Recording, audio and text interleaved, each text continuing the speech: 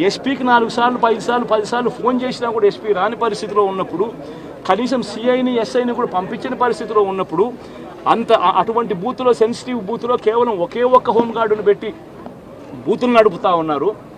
అటువంటి పరిస్థితిలో అన్యాయం జరుగుతూ ఉందని చెప్పడం కోసం, అన్యాయం జరుగుతూ ఉన్న వాళ్ళ పక్షాన్ని నిలబడడం కోసం ఎమ్మెల్యే లోపలికి పోయి ఈవీఎంను పగలగొట్టే కార్యక్రమం జరిగింది. ఎందుకు ఈవీఎంలో నిజంగానే ఎమ్మెల్యేనే రిగ్గింగ్ చేసుకుంటా ఉంటే, ఎమ్మెల్యేకి అక్కడ నిజంగానే ఎమ్మెల్యే పరిస్థితి అంత బాగుండింటే ఎందుకు ఎమ్మెల్యే ఈవీఎం పక్కన కొడతాడు? అక్కడ పరిస్థితి బాగలేదనే కదా, అన్యాయం చేస్తూ ఉన్నారనే కదా. అక్కడికి పోయినప్పుడు అన్యాయం చూశాడు కాబట్టే కదా ఈవీఎం పగలగొట్టాడు. ఆ ఈవీఎం ఏదైతే పగలగొట్టిన కేసులు ఏదవుతుందో తనకు బెయిల్ వచ్చింది.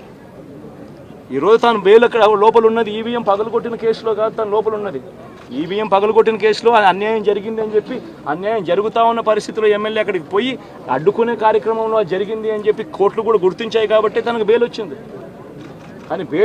కానీ మళ్ళీ ఆ తర్వాత ఏం జరిగింది? ఆ ఇన్సిడెంట్ జరిగిన 10 రోజుల తర్వాత, ఆ ఇన్సిడెంట్ జరిగిన 10 రోజుల తర్వాత, అంటే మే 23వ తారీఖున ఎమ్మెల్యే అక్కడికి వెళ్ళి హత్యాయత్నం చేశాడట. అదే పోలింగ్ బూత్లో హత్యాయత్నం చేసినాడంటే ఎవడన్నా బుద్ధునోడు ఎవడన్నా నమ్మదానికి ఉందయ్యా? ఎవడన్నా ఎమ్మెల్యే అనేవాడు అక్కడికి పోయినప్పుడు వాళ్ళు చేస్తూ ఉన్న రిగ్గింగు, ఎమ్మెల్యే దానికి అడ్డుకునే కార్యక్రమం చేస్తూ ఉంటే ఎమ్మెల్యే అక్కడికి పోయి ఎమ్మెల్యే హత్యాయత్నం చేస్తాడా? చెప్పడానికైనా హద్దు పొద్దు ఉండాలి కదా. 10 రోజుల తర్వాత ఎమ్మెల్యే హత్యాయత్నం చేశాడని చెప్పి కేసు పెడతారు 10 రోజుల తర్వాత. ఇప్పుడు నిజంగానే అటువంటి ఇన్సిడెంట్ జరిగిందంటే సిట్టు 17వ తారీఖు నుంచి, మే 17వ తారీఖు నుంచి 20వ తారీఖు లోపల మధ్యలో ఇచ్చిన రిపోర్ట్లో, ఆ సిట్లో అది చెప్పాలి కదా, ఇట్లా జరిగింది, ఎమ్మెల్యే అనే వ్యక్తి హత్యాయత్నం చేసే కార్యక్రమం చేశాడు అని చెప్పి రావాలి కదా. మరి ఎందుకు సిట్ రిపోర్ట్లో రాలేదు? ఈ రకంగా ఒక మనిషిని కేవలం 4 సార్లు ఎమ్మెల్యే, తాను 2000 కన్సిస్టెంట్గా 4 సార్లు ఎమ్మెల్యే గెలిచాడు. 2009లో గెలిచాడు, 2011లో గెలిచాడు, 2014లో గెలిచాడు, 2019లో గెలిచాడు. ఒక మనిషి కన్సిస్టెంట్గా 4 సార్లు ఎమ్మెల్యేగా గెలుస్తూ వస్తున్నాడు అని అంటే ఆ మనిషి మంచోడు కాబట్టే గెలుస్తూ వచ్చాడు, ఆ మనిషి మంచోడు కాబట్టే ప్రజలు ఆశీర్వదిస్తూ వచ్చారు. అటువంటి వ్యక్తిని తీసుకొని వచ్చి తప్పుడు కేసులలో ఈ మాదిరిగా బిగించడం ఎంత మటుకు ధర్మం?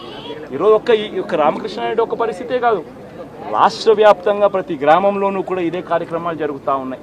పిన్నెల్లి ఆయన మీద ఒక హత్యాయత్నం, ఈవీఎం బాక్సులు బదలగొట్టారన్న ఒకటి, ఇవన్నీ కూడా రికార్డెడ్గా దొరికినాయి. రికార్డెడ్గా దొరికిన తర్వాత అరెస్ట్ ప్రక్రియ అనేది ఎలా జరిగిందో మనందరికీ కూడా తెలుసు. ఆయనని తీసుకెళ్ళి ఆయన పరామర్శించడానికి జగన్మోహన్ రెడ్డి అనే వ్యక్తి, ఒక మాజీ సీఎం, ఫస్ట్ తీసుకున్న ప్రోగ్రామ్ కూడా ఏంటంటే ఒక ఖైదీని వెళ్ళి కలవటానికని ఒక ప్రోగ్రామ్ తీసుకున్నారు. అది అతని ఇష్టం.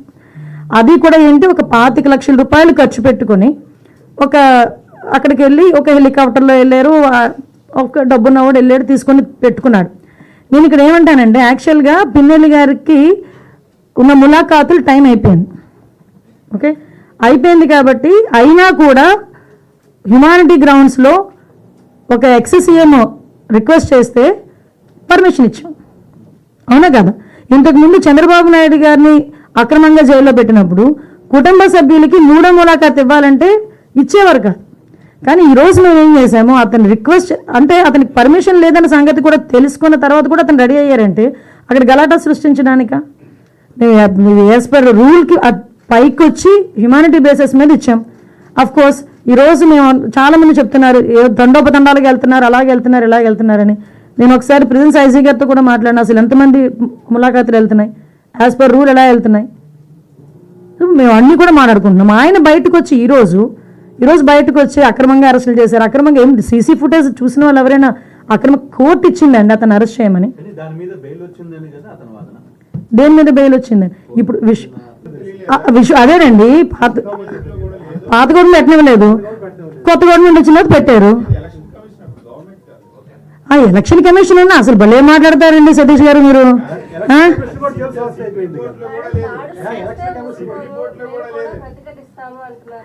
దాడులు ఎవరు చేశారు ఈ రోజుకి నాకు చెప్పండి? దాడులు ఎవరు చేశారు? దాడులు చేసినట్టు ఎక్కడైనా రికార్డెడ్గా ఉన్నాయా? ఎవరైనా కంప్లైంట్ ఇచ్చారా? ఏదైనా త్రూ రూల్ ప్రకారం చేస్తున్నాము. రూల్ ప్రకారం చేసేటప్పుడు దాన్ని కూడా దాడుల కింద మాట్లాడుకోవాలనుకుంటే మరి గత 5 సంవత్సరాలు చేసింది ఏమనుకోవాలి మేము? గత 5 సంవత్సరాలు చేసింది ఏమనుకోవాలమ్మా? స్టార్ట్ అయిన దగ్గర నుంచి మొదలు పెట్టారు కదా, ప్రజావేదిక కూల్చిన దగ్గర నుంచి మొదలు పెట్టారు కదా. మాలాంటి అందరి మీద కూడా 20, నా మీద ఒక 23 కేసులు, ఈవిడి మీద ఒక 7 కేసులు. ఏంటవన్నీ? మేము అవన్నీ కక్ష తీర్చుకోవాలని మేము మాట్లాడలేదు కదా. కక్ష తీర్చుకోవాలనుకుంటే వేరేగా ఉండేది. కానీ ఈ రోజుకి కూడా మేము పబ్లిక్ చెప్తున్నాం, చూపిస్తున్నాం, ఇది ఇలా జరుగుతుంది అని చూపిస్తున్నాం. దానికి ప్రతీకార దాడులు ఎక్కడ జరిగినాయి? ప్రతీకార దాడులు అంటే రెచ్చగొడుతున్నారా ఈరోజు వచ్చి? దాని మీద ఆల్రెడీ కేసు కూడా ఫైల్ అయింది కదా. మీరు అది అడుగుతున్నారే కానీ పక్కన చంద్రశేఖర్ రెడ్డి అక్కడికి వెళ్ళి మున్సిపల్ ఉద్యోగుల్ని తోసేసిన సంఘటన అడగరు. అదెవరు కేసు పెట్టారు చూడండి ఒకసారి వెళ్ళి. మేము మాట్లాడితే మన కేసు పెట్టారేమో. ఎక్స్ఎమ్మెల్యే నేను ఏమంటానంటే మీరు క్వశ్చన్ చేసేటప్పుడు కూడా కార్నర్ సెట్ క్వశ్చన్ చేస్తే మేము అంతే కార్నర్గా మేము సమాధానం చెప్తాం. అది నేను ఎగ్జాంపుల్ అండి, best example. As a home minister I have 23 cases. Atrocity కేసుతో సైతం అట్రాసిటీ కేసు నా మీద ఉంది. నేను కడపకి వెళ్ళి కోర్టుకి అటెండ్ అవుతున్నా.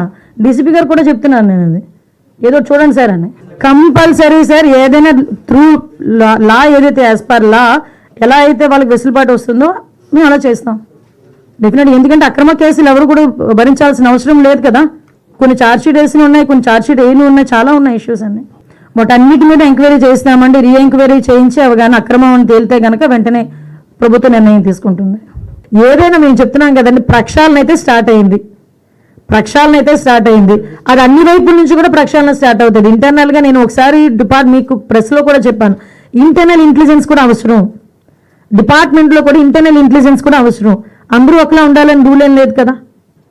సో ఇంటర్నల్ ఇంటెలిజెన్స్ కూడా మేము పెట్టుకుంటాం ఎక్కడైతే ఇలాంటివి అందుకే మీకు చెప్పింది ఇందాక, చెక్ పోస్టుల దగ్గర సీసీ క్యామ్స్ ఏంటి అని ఒకవేళ అడిగితే కనుక మేము ఇంటర్నల్ ఇంటెలిజెన్స్ అది ఏమో గబుక్మని అక్కడ ఉన్న గార్డ్ ఎవరు వదిలేస్తే పరిస్థితి ఏంటి?